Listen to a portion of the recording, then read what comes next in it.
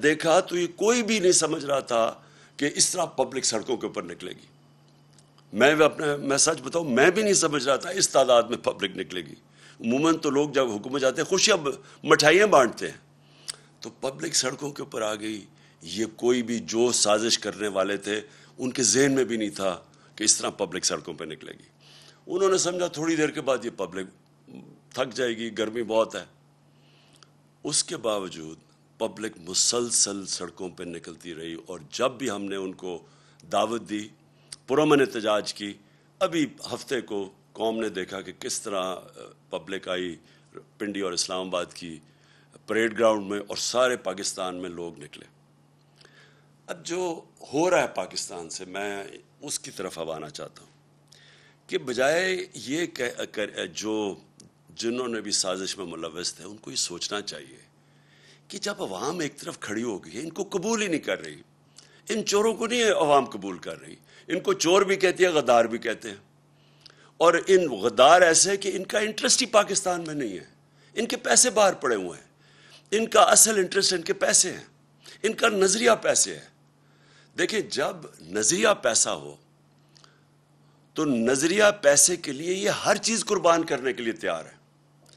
یہ ان کو موقع ملے یہ اسرائیل کو بھی ریکگنائز کریں گے، ان کو موقع ملے یہ کشمیریوں کی قربانیوں کی قبریں کھود کے، یعنی ان کو قربانیوں کو نظر انداز کر کے ہندوستان سے بھی ٹھیک اپنی دوستی کر لیں گے، کیونکہ ان کے پیسے کو جدھر فائدہ ہو. یہ پاکستان میں بیسز بھی دے دیں گے امریکنوں کو، یہ پھر کسی امریکی جنگ میں بھی شامل ہو جائیں گے. یہ روس کا تیل بھی نہیں لیں گے اس لیے کہ کیونکہ امریکہ نہ ناراض ہو جائے، کیونکہ ان کا پیسہ، ان کو خوف یہ ہے کہ باہر جن بینکوں میں اور جن ملکوں میں پیسہ پڑا ہے، اگر وہ ناراض ہو جائے تو ان کا پیسہ خطرے میں چلا جاتا ہے. تو ان کا انٹرسٹ وہ نہیں ہے جو کہ پاکستان کا انٹرسٹ ہے.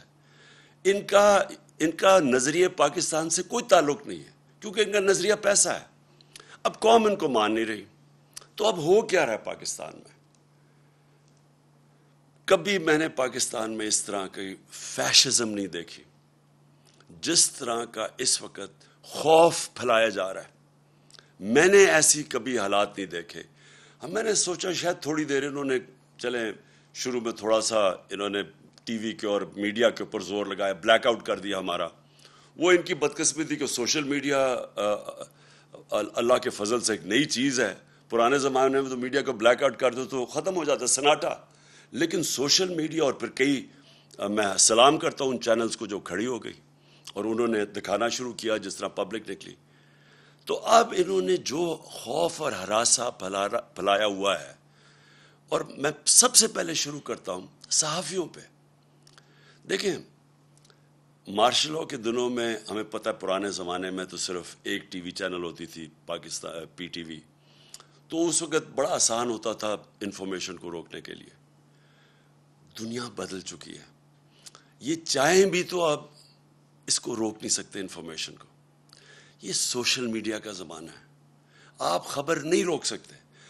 اگر آپ صحافیوں کو ڈرا کے، دھمکا کے، ایف آئی آرز کر کے یا لفافے دے کے اگر آپ ان کا منہ بند بھی کر لیں گے، سوشل میڈیا کا منہ کیسے بند کریں گے؟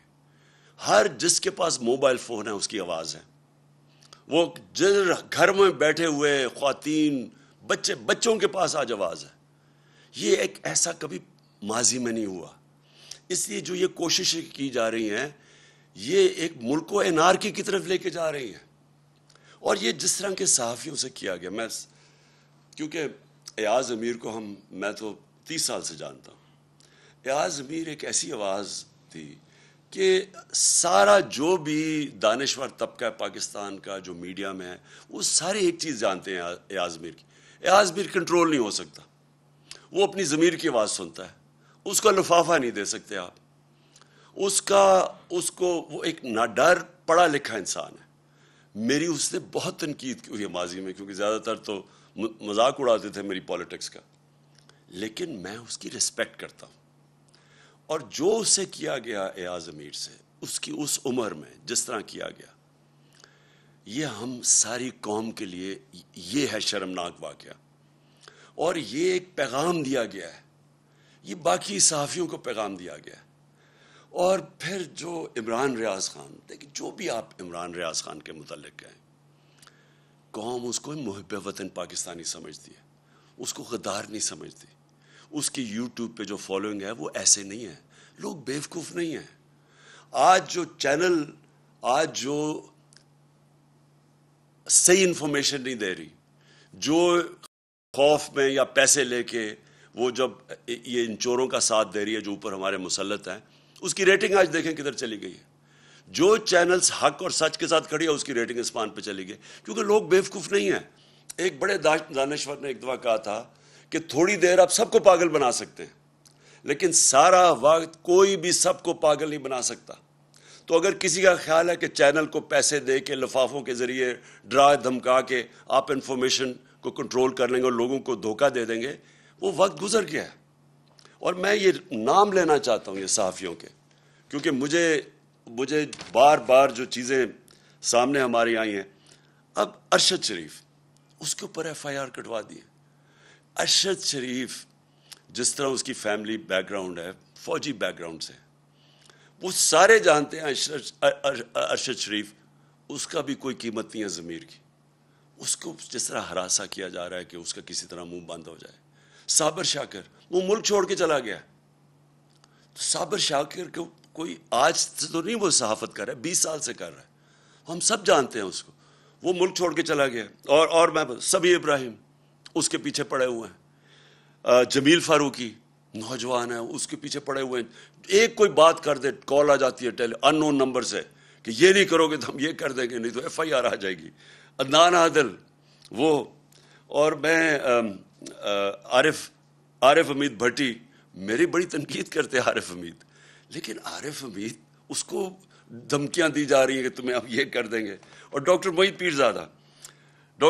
پیرزادہ یعنی وہ کوئی غدار ہے، اس کے اوپر اس کو خوف ڈرایا جا رہا ہے. اور میں سیاست پی کے کا خاص طور پہ کہنا چاہتا ہوں، ایک عدیل نوجوان ہے، وہ کینیڈا چلا گیا ہے کیونکہ اس کو اتنا انہوں نے خوف ڈرایا اور دھمکایا. ہمارا ارسلان، ہمارے تحریک انصاف کے وہ سوشل میڈیا کے ہیڈ، ان کے گھر میں چلے گئے. ان کی وہاں ماں تھی، ان کی بہنیں تھیں، وہ وہاں اس کا کزن آیا ہوا تھا، اس کو 15-20 لوگ اندر گھس گئے، اس کو مارا پکڑ کے، خوف پھیلایا ہوا. پھر ہمارے سوشل میڈیا ایکٹیوسٹ، وہ یوٹیوبرز، ٹک ٹاکرز، وہ میرے پاس آئے، وہ کوئی بات کرنے وہ اسی دوران میں آئے، ان کو کال چلی گئی وہاں سے، او کہ آپ نے یہ نہیں کہنا، وہ نہیں لکھنا.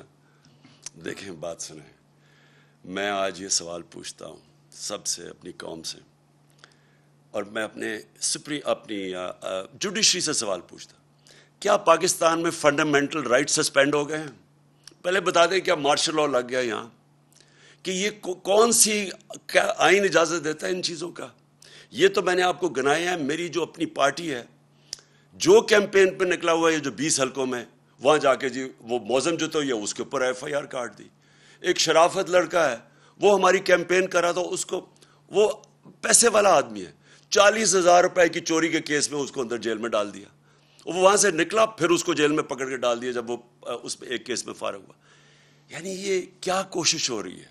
میں پھر سے اپنی ادب سے اپنی عدلیہ سے پوچھتا ہوں کہ کیا ملک میں فنڈامنٹل رائٹ سسپینڈ ہو گئے ہیں؟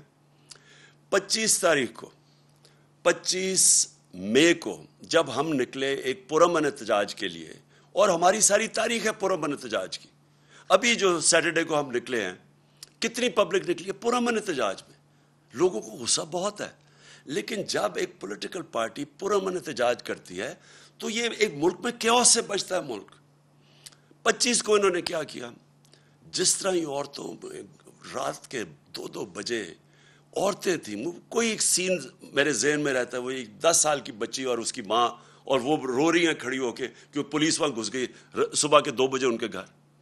پھر ایک 11 سال کے بچے کو پولیس پکڑ کے لے کے جا رہی ہے کیونکہ اس کا باپ گھر میں نہیں تھا. کیا یہ مقبوضہ کشمیر ہے؟ کیا یہ فلسطین ہے؟ فلسطینیوں سے ہو رہا ہے؟ کون سی دنیا میں ایک اپنی حکومت اپنے لوگوں سے وہ کرتی ہے جس کی کوئی تاریخ ہی نہیں ہے؟ بتائیں، ہماری کوئی تاریخ ہے انتشار کی؟ ہم ہمیشہ قانون کے بیچ میں رہے ہیں، ہم نے ہمیشہ قانون کی حکمرانی پہ چلے ہیں. ہم جب فیملیز کو بلاتے ہیں، اور آپ نے دیکھنا جتنی خواتین آتی ہیں اور فیملیز آتی ہیں ہمارے جلسوں پہ، تو کیا وہ انتشار کے لیے ہم بلاتے ہیں ان کو؟ ان کے اوپر جس طرح 25 کو انہوں نے ظلم کیا، جس طرح پاکستان کی پولیس نے اور رینجرز نے جس طرح لوگوں کے اوپر ٹیئر گیسیں کی، ربر بلٹس چلائی، عام لوگ تھے، شہری تھے، عورتیں دیکھ رہے تھے سامنے، بچے بے ہوش ہو رہے ہیں، عورتیں بے ہوش ہو رہی ہیں، جس طرح لبرٹی چوک میں کون سی قیامت آ گئی تھی، وہ لوگ جمع ہوئے، وہاں جا کے ان کے اوپر شیلنگ کر دی۔ تو ہم نے سپریم کورٹ کو بھی اپروچ کیا، ہمیں تو کوئی رسپانس نہیں ملا۔ تو میں آج ساری قوم کے سامنے ایک بات کہنا چاہتا ہوں کہ دیکھیں، یہ جو ٹیکٹکس ہے نا، فیشسٹ، خوف پھیلا کے، ڈرا کے لوگوں کو، یہ چوروں کو ہمارے اوپر مسلط کرنے کے لیے، میں پہلے تو ساری قوم کو آج ایک چیز کہہ دوں۔ دیکھیں، اسلام کی تاریخ میں ایک بہت دردناک واقعہ، سب سے دردناک واقعہ کیا تھا؟ حضرت امام حسین کی شہادت۔ وہ کیا ہوا تھا؟ کوفہ کے لوگ یزید کے ظلم سے ڈر کے وہ ان کی مدد کرنے نہیں آئے۔ کوفہ کے لوگوں کو پتا تھا کہ حضرت امام حسین رائے حق پہ ہیں، ان سب کو پتا تھا۔ خوف کی وجہ سے انہوں نے اتنا بڑا اسلام کی تاریخ میں ثانیہ ہونے دیا، اور وہ ساری زندگی پچھتائے۔ تو میں آج ساری قوم کو کہنا چاہتا ہوں کہ ہر دور کے یزید آتے ہیں، اور یزید لوگوں کو غلام ہی بناتے ہیں خوف کے ذریعے، جو یہ کوششیں ہو رہی ہیں۔ ایف آئی آرز، میرے اوپر 15 ایف آئی آرز کٹی ہوئی ہیں، ہماری ساری سینئر لیڈرشپ، دہشت گردی کے کیس ہمارے اوپر کیے ہوئے ہیں، اور یہ صرف ایک وجہ سے کہ ہم کہیں ڈر کے تو چپ کر کے بیٹھ جائیں گے۔ دیکھیں، میں آج اپنی قوم کے سامنے یہ کہنا چاہتا ہوں کہ دیکھیں، میں چپ ہوں جب سے یہ ہوا سب کچھ، مجھے تو سب پتہ ہے کہ کس نے کیا کیا۔ میں صرف اور صرف اپنی قوم کے لیے کہ میں چاہتا ہوں میرے ملک کو نقصان نہ پہنچے، میں چپ کر کے بیٹھا ہوں، میں کوئی بات نہیں کرتا، کیونکہ مجھے پتہ ہے کس طرح یہ ساری سازش ہوئی تھی اور کون کون ملوث ہے۔ میں نے ایک ٹیپ بھی، ایک ویڈیو بنائی ہوئی ہے، محفوظ جگہ پہ رکھی ہے، کہ اگر مجھے کچھ ہوتا ہے تو وہ بھی پبلک کو پتہ چلے گا کہ کون کون کیریکٹرز نے کیا کیا کیا ہے، یہ جو ملک کو، اس ملک سے جو داری کی ہے وہ کس کس نے کی ہے۔ لیکن اگر اسی طرح ہمیں دیوار کے ساتھ لگا دیا گیا اور اسی طرح یہ ہراساں کیا گیا، تو میں مجبور ہوں گا، پھر میں بولوں گا، میں پھر سب کچھ قوم کے سامنے رکھ دوں گا کہ کیا ہوا۔ یہ جو لاہور کا، یہ جو اس وقت پنجاب کا الیکشن ہو رہا ہے، جو حرکتیں کی جا رہی ہیں وہاں، پہلے تو مجھے یہ بتائیں کہ اس کا، یہ حمزہ شریف، یہ 2.25 مہینے سے اس کا فیصلہ کیوں نہیں جلدی ہوا؟ ہمارے فیصلے تو رات کو عدالتیں کھل جاتی ہیں، 24 گھنٹے میں، 2 دنوں میں فیصلے ہو جاتے ہیں۔ یہ 2 مہینے میں فیصلہ نہیں ہوا کہ کیا یہ ایک آئینی طور پہ وزیر اعلیٰ بن بھی سکتا تھا یا نہیں؟ وہ اور بات ہے کہ ان دونوں کو انڈر ٹرائل تھے، کبھی ان کو اجازت ہی نہیں دینی چاہیے تھی، ان کو تو پیپر ریجیکٹ ہو جانا چاہیے تھے، ان کے تو ایف آئی اے میں 16 ارب روپے کے کیسز تھے، پہلے تو ان کو اجازت دے دی۔ اس کے بعد جا کے جب ڈسکوالیفائی کر دیا سپریم کورٹ نے، تو اس کے بعد کیسے یہ رہ گیا اتنی دیر وزیر اعلیٰ؟ اور وہاں وزیر اعلیٰ نہیں، جس طرح یہ پولیس کا استعمال کر رہا ہے، جو یہ ہراساں کر رہا ہے، جو ذرا پنجاب کے اندر اس وقت جو بائی الیکشنز میں جو ہر جگہ سے آوازیں آ رہی ہیں کہ پوری طرح انتظامیہ ملوث ہے ان کو الیکشن جتانے کے لیے۔ الیکشن کمیشن، کیا یہ طریقہ ہے کہ الیکشن کمیشن کو ساتھ ملا لیں، ایڈمنسٹریشن کو ساتھ ملا لیں؟ اور کیا یہ الیکشن ہے ملک میں؟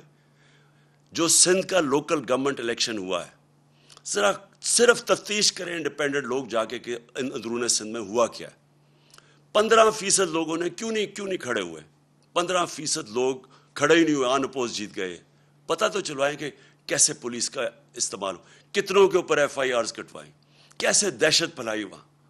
تو یہ تو کوئی جمہوریت نہیں ہے، یہ تو ایک بالکل ہی فیشزم کی طرف جا رہے ہیں کہ کرپٹ، پہلے آپ غلطی کرتے ہیں، ایک سازش کے اندر شرکت کرتے ہیں ایک بیرون ملک کی، پھر چوروں کو اوپر بٹھا دیتے ہیں، وہ ملک کو تباہ کر دیتے ہیں، معیشت کا، اور معیشت نیچے اور مہنگائی اوپر، اور پھر ان کو اوپر مسلط کرنے کے لیے سارے ادارے تباہ کرتے ہیں، ملک کے سارے ڈیموکریٹک انسٹیٹیوشنز تباہ کرتے ہیں، الیکشن کمیشن کو، انتظامیہ کو، ان کو ساروں کو استعمال کرتے ہیں ان کو پاور میں رکھنے کے لیے. میری درخواست ہے اپنے سارے ملک کے اداروں کو, اپنی قوم کو, کہ یہ ایک فیصلہ کن وقت ہے. یہاں اگر ہم نے کسی وجہ سے, میں قوم کو اب کہہ رہا ہوں, خوف کے بت کے سامنے جھک گئے تو یہ آگے یہ چوروں کا یہ وہ کریں گے اس ملک کے ساتھ کہ یہ یاد رکھیں کہ یہ 30 سال سے دونوں پارٹیز پاور میں ہیں. 30 سال سے ان کے ہوتے ہوئے آپ کو پتہ ہے کہ 80 کی دہائی میں پاکستان سارے برے صغیر میں سب سے آگے تھا. 90 کی دہائی میں جب سے ہی آئے ہیں ہمارے آگے, ہمارے ہندوستان بھی آگے نکل گیا, بنگلہ دیش بھی ہمارے سے آگے نکل گیا. ہم تو پاکستان کے ساتھ بڑے, کوئی تصور ہی نہیں کر سکتا تھا کہ بنگلہ دیش پاکستان سے آگے نکل سکتا ہے.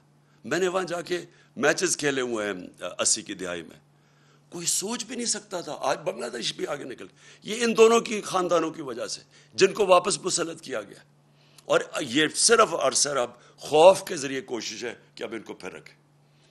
میں ساری قوم کو کہتا ہوں کہ ہم نے یہ جو 20 الیکشن لڑنے ہیں, بائی الیکشنز پنجاب کے اندر, ہم ساری قوم نے گھروں سے نکل کے ووٹ دینی ہے. ہم نے ان کی دھاندلی کے باوجود ان کو ہرانا ہے, کیونکہ یہ پاکستان کی جنگ ہے. یہ کوئی پولیٹکس نہیں ہو رہی, یہ اس ملک کے لیے جہاد لڑی جا رہی ہے, کیونکہ اصل میں یہ حقیقی آزادی کی جہاد ہے اور اس میں آپ نے سب نے شرکت کرنا ہے.